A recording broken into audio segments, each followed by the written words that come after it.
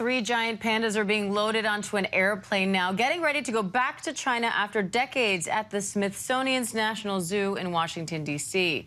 Mei Shang, Tian Tian, and cub Xiaojiqi are some of the last of their species left in the United States. China's first sent 2 pandas to Washington as a gesture of friendship after President Nixon's visit to China back in 1972. Let's bring in senior White House correspondent Selena Wang for more. Selena, zoo officials are saying that the departure of these pandas is not political, but they have been a symbol of the relationship between the U.S. and China. So what does it mean that these pandas are now on their way back to China? Well, Diane, this really marks the end of an era, not just for the end of these cuddly furry animals in the zoo there, but also the end of this panda diplomacy from China with the United States. As you said, this was the last of pandas in America. Now that they're leaving, the only pandas left in the U.S. are in Atlanta, but those contracts are set to expire in 2024. So it's possible that next year there will be no pandas in America.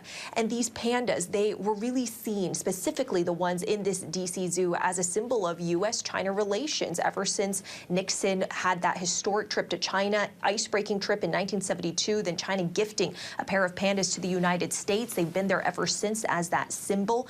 China using pandas as a tool, as a diplomatic tool to show friendship and goodwill. It is very notable that as these pandas are leaving China, China has actually been gifting pandas to countries like Russia and Qatar in recent years. In fact, in 2019, Xi Jinping actually, in a ceremony, presenting pandas to Russia's leader Vladimir Putin.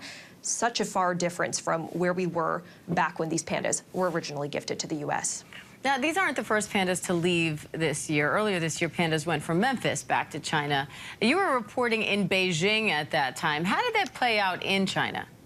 Yeah, I was based in Beijing at that time, and I got to see how one specific panda in the United States became the center of an angry national debate in China. So Yaya the panda had spent about 20 years in the United States, but videos earlier this year started to go viral of Yaya looking very skinny and scraggly, and rumors started to go all over social media saying that she was being mistreated by the American zoo.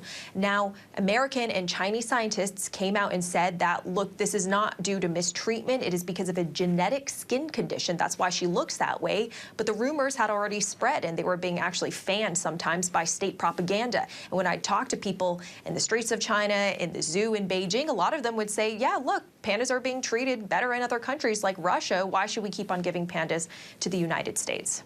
All right, senior White House correspondent Selena Wang, thank you.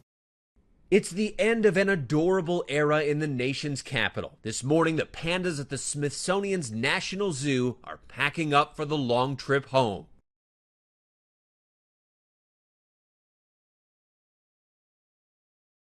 The pandas have served as DC's most popular diplomats for decades, on loan from China, drawing millions of fans, many forming an emotional connection far beyond any typical zoo animal. The last remaining trio, Tian Tian, Mei Shang, and their cub, Xiaojiqi. They'll be making the 7,000-mile trip on board a FedEx plane, fittingly known as the Panda Express. It's a 19-hour journey to the Conservation Biology Institute in Chengdu. Zoogoers giving a final fond farewell.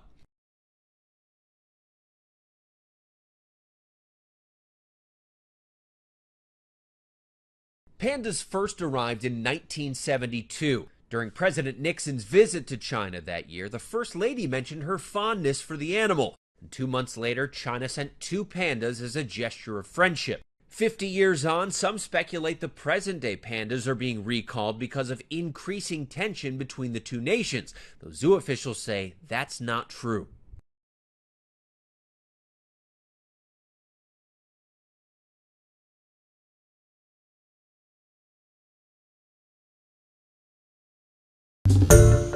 Hi everyone, George Stephanopoulos here. Thanks for checking out the ABC News YouTube channel. If you'd like to get more videos, show highlights, and watch live event coverage, click on the right over here to subscribe to our channel, and don't forget to download the ABC News app for breaking news alerts. Thanks for watching.